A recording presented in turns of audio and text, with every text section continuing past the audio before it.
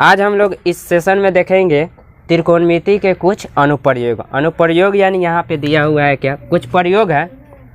उसके बाद यहाँ पे हम देखेंगे ऊंचाई दूरी। यहाँ टॉपिक बाय टॉपिक करके दिया है कि इसका प्रयोग कैसे हुआ, त्रिकोणमिति का कहाँ उपयोग होता है। ठीक है, देखिए यहाँ पे भूमिका के बारे में दे रहा है, हम इसका पेज अंडरलाइन करके डाल देंगे। ठीक है, आप लोग लिख लीजिएगा कुछ स्टार देकर। ठीक है ना, समझ रहे हैं ना स्टार कैसे दिया, स्टार देकर और कुछ पॉइंट बनेगा वो लिख लीजिए कि इसमें ऑब्जेक्टिव क्वेश्चन बन सकता है। दे रहा है इसमें कि पिछले अध्याय में आपने त्रिकोणमिति अनुपात के बारे में अध्ययन किए हैं। ठीक है, और त्रिकोणमिति किस त्रिभुज पर आधारित होता है, किस त्रिभुज पर, समकोण त्रिभुज पर। उसमें लंब आधार कर्ण पढ़े हैं कि नहीं, और उसमें त्रिकोणमिति का कई निष्पत्तियाँ पढ़े हैं, 6 निष्पत्तियाँ पढ़े हैं, sine cos tan cosec sec, नहीं ये सब पढ़े हैं।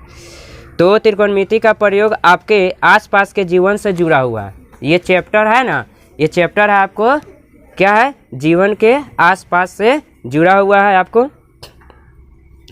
फिर कहता है त्रिकोणमिति एक प्राचीनतम विषय है जिसका अध्ययन पूरे जगत के विद्वान करते आए हैं। बहुत पहले से ना है, जो वैज्ञानिक सब इसका प्रयोग करते आए हैं। फिर कहा जा रहा है कि यहाँ जैसा कि अध्याय 8 में बता चुके हैं कि त्रिकोणमिति का आविष्कार इस बात को ध्यान में रखकर किया गया था कि इसकी खगोल की में आवश्यकता पड़ती है। आप लोग अब बताए हुए हैं, ठीक है, लेकिन हम तो स्टार्ट इसमें जो अदर जो यूट्यूब के माध्यम से जो देख रहे हैं उसमें 8.4 से हमें स्टार्ट किए नहीं, लेकिन आप लोग तो शुरू से पढ़ा है, लेकिन वो सब भी कर दिया जाएगा, बता दिया जाएगा।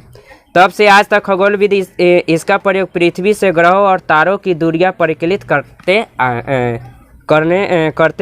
आए हैं। जैसे है ना, पृथ्वी से ग्रह है ना, और तारा, वहाँ का डिस्टेंस हमको पता करना है, हाइट पता करना है, तो यही त्रिकोणमिति के माध्यम से आप कर सकते हैं। अभी हम बताएंगे तो आपको स्पष्ट हो जाएगा कुछ। त्रिकोणमिति के ज्ञान का प्रयोग मानचित्र बनाने और देशांतर और अक्षांश यानी लैटिट्यूड के सापेक्ष एक द्वीप की स्थिति ज्ञात करने में भी यानी मानचित्र बनाने में उपयोग होता है। समझ गए, देशांतर और अक्षांश को भी के सापेक्ष में मैंने इसकी स्थिति आपको ज्ञात करना, उसमें भी किया जाता है। ठीक है, तो ये सब वैज्ञानिक सब करते आए हैं। अब समझिएगा कहाँ कहाँ उपयोग होता है।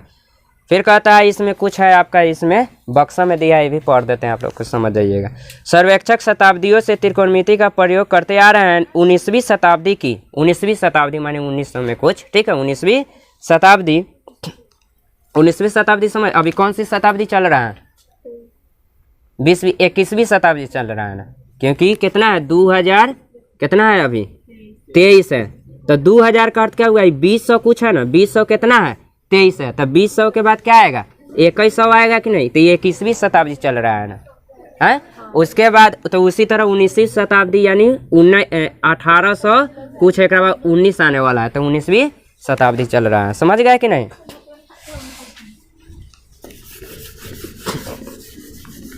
अब ये क्या कह रहा है, फिर कह रहा है कि 19वीं शताब्दी के बृहद त्रिकोणमितीय सर्वेक्षण ब्रितानी भारत की एक ऐसी विशाल सर्वेक्षण परियोजना थी जिसके लिए 2 बृहद थियोडोलाइट का निर्माण किया गया है। इस तरह का थियोडोलाइट है, और ये 1852 में सर्वेक्षण के दौरान विश्व के सबसे ऊंचे पर्वत की खोज की गई थी। इसी के माध्यम से सबसे ऊंचा पर्वत जो है विश्व में 160 किलोमीटर से अधिक दूरी पर स्थित अलग अलग 6 केंद्रों से इस पर्वत के शिखर का परीक्षण किया गया। उसका शिखर माने चोटी जो होता है उसका पता किया गया। 1856 में इस शिखर का नामकरण सर जॉर्ज एवरेस्ट के नाम से किया गया है। ठीक है, जिसे सर्वप्रथम विशाल थियोडोलाइट को अधिकृत किया और इनका प्रयोग किया।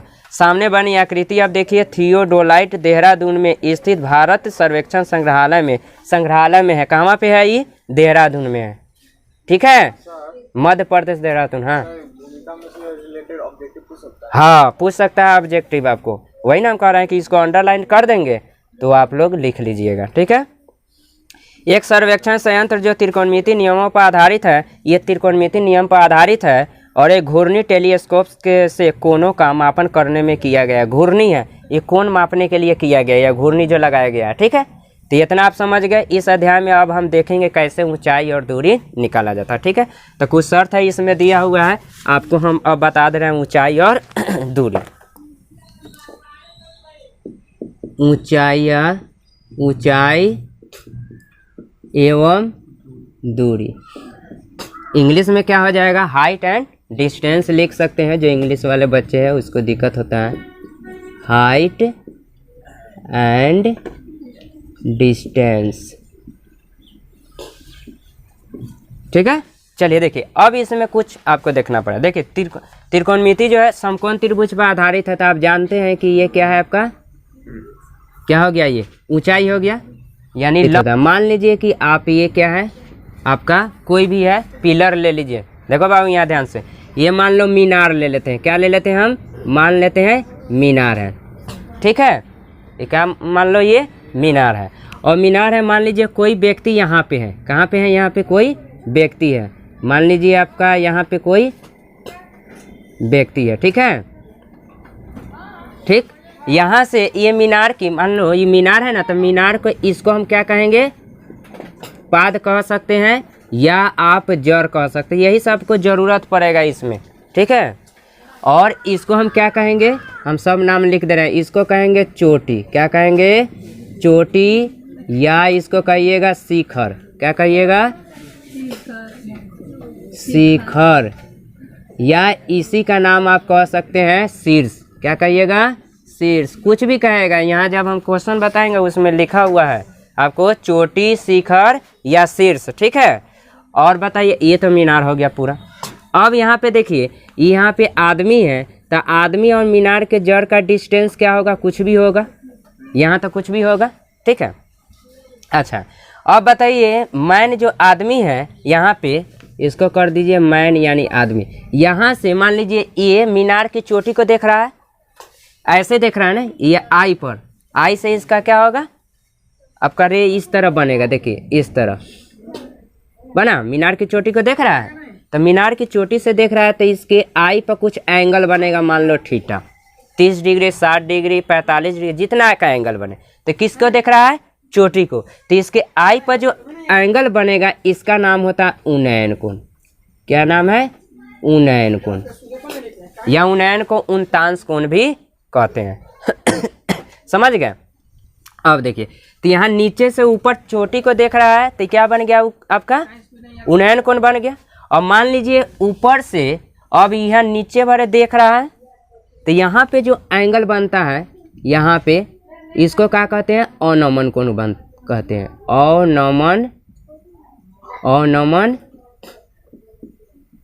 कोण कहते हैं। ठीक है, अब बताइए, आप जानते हैं कि दो समानांतर रेखा एक कट करती है, तो अंदर में एकांतर कोण समान होती है, तो यही जो थीटा है वही ये थीटा हो जाएगा।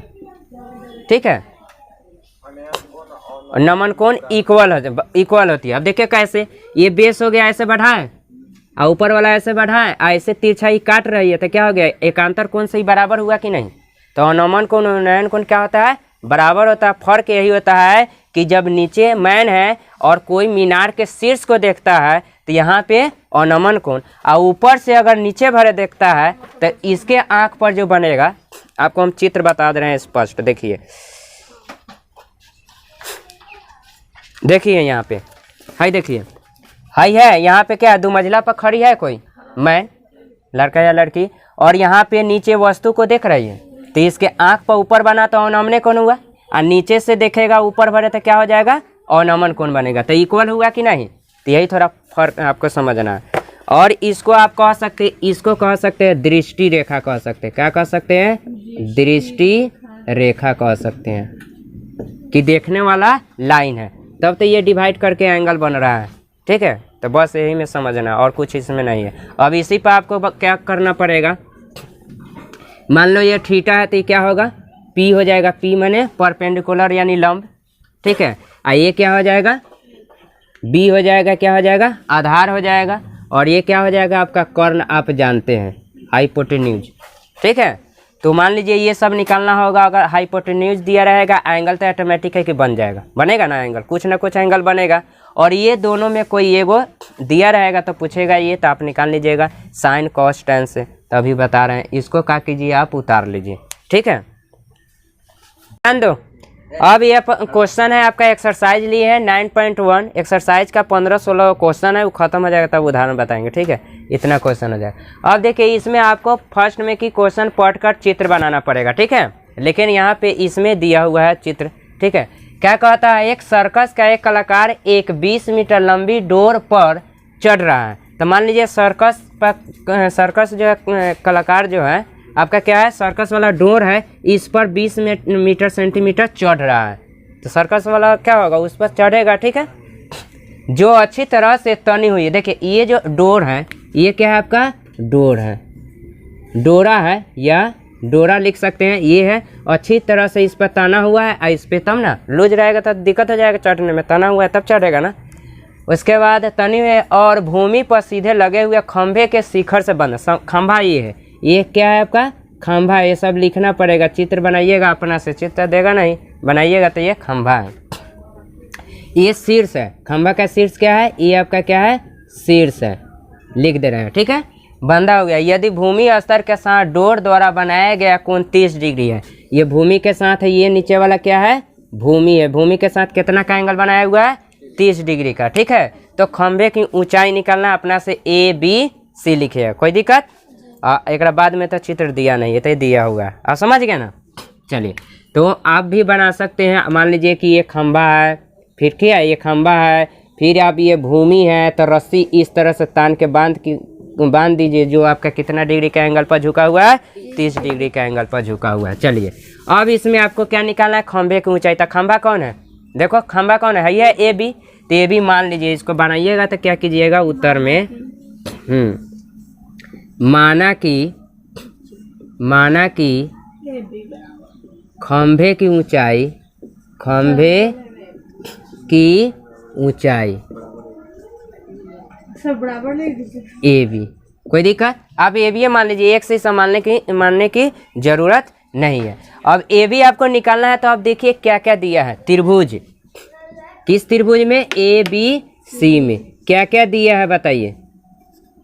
आपका दिया रहेगा एक एंगल, क्या एंगल है, C, कितना डिग्री। अब C सिंगल क्यों लिखेंगे, क्योंकि C पर एक एंगल बन रहा है, तो एंगल C लिख सकते हैं, और नहीं तो ACB न तो BCA लिख सकते हैं, कोई दिक्कत। अब बताइए इसमें एक लेंथ दिया हुआ रहेगा, अभी एक एंगल हो गया तो एक लेंथ दिया होगा, तो कौन लेंथ दिया है, देखो तो हाई दिया है, AC दिया है। तो AC बताइए वो क्या है, आपको देखना पड़ेगा, लंब है कि आधार है कि कर्ण है। तो ये 30 के आधार पर ये वाला है, तो ये 90 के सामने वाला, तो आप जानते हैं कि 90 डिग्री के सामने वाला, समकोण के सामने वाला भुजा सबसे बड़ी भुजा होता है, उसका नाम है कर्ण। क्या नाम है, कर्ण। तो ये आप जानते हैं कि H है, समझ गए। अब निकालना क्या है आपको, AB, निकालना क्या है आपको, AB। तो आपको देखना पड़ेगा AB क्या है, आपको जो दिया है वो क्या है, बताइए क्या है। ये आपका कर्ण है, और जो ये निकालना है 30 के सामने वाला, न्यून कोण के सामने वाला भुजा परपेंडिकुलर, यानी P निकालना है, H दिया है, P निकालना है, क्या दिया है, P निकालना है, और H दिया है। तो PH किस में होता है, साइन कॉस टैन में, कौन में होता है, साइन में होता है। तो साइन सीधा ना, तो कॉस में नहीं, कॉसेक में होता है, साइन और कॉसेक में होता है। सीधा मान किसका याद रहेगा, उसी को लेना, साइन का। तो साइन से चलेंगे, तो लिखेंगे चूंकि साइन और थीटा नहीं लिखेंगे, साइन 30 लिखेंगे। क्या होता है फार्मूला, P/H, लिख देगा फार्मूला P/H। और P का वैल्यू क्या है इसमें, AB, H का पहले नाम दे देते हैं, और H क्या है आपका, AC, ठीक। और मान डालेंगे इधर जो एंगल होगा उतना का मान डाल दीजिए। साइन 30 का मान क्या होता है, 1/2। AB का मान तो निकालना है, रहने दो। AC का मान कितना है, 20। अब इसको सॉल्व करना पड़ेगा आपको। अब देखिए नीचा से नीचा कैंसिल होता है, 2 एकम 2 और 2 दहाई के 10, आप क्रॉस से कर लीजिए। अब देखो AB एकम AB, आई 10 एकम 10 आ गया, इसको डबल बना दीजिए। अतः खंभे की ऊंचाई AB बराबर कितना मीटर, 10 मीटर। बहुत आसान है, बस सिंपल से एक बार और समझ लो। कुछ नहीं कर रहा है, सर्कस कलाकार जो है रस्सी पर चढ़ रहा है, तो तिरछा रस्सी होगा तो समझ जाओ कर्ण होगा, कोई दिक्कत। और हाइट लेना है तो यहाँ से इसको तान देंगे तो ये हाइट हो जाएगा, यहाँ से ले लेंगे। और ये बेस हो गया, और ये चित्र आपका दिया हुआ है। तो ये 30 डिग्री 20 मीटर दिया हुआ है, तो आपको ऑटोमेटिक दिखाई दे सबसे बड़ी भुजा कर्ण है, जो 20 मीटर मालूम है तो कर्ण मालूम है। और हाइट निकालना है, तो हाइट में यहाँ P हुआ, तो P और H किस में होता है, साइन में होता है तो सीधे लिखेंगे साइन 30 बराबर, साइन 60 रहेगा तो साइन 60 बराबर पी बटा एच, मान वहाँ से डालेंगे ए बी बटा ए सी, और ए बी का वैल्यू नहीं मालूम है, ए सी का वैल्यू 20 है तो 20, इधर साइन 30 साइन 60 जो मान रहेगा 1/2, और दोनों कट करके मैंने एक क्रॉस करेंगे, जो माना जाएगा वही हो जाएगा। ठीक है, अब इसके बाद 1 2 क्वेश्चन 1 तो हो गया। अब इसके बाद अगले सेशन में देखेंगे 2 3।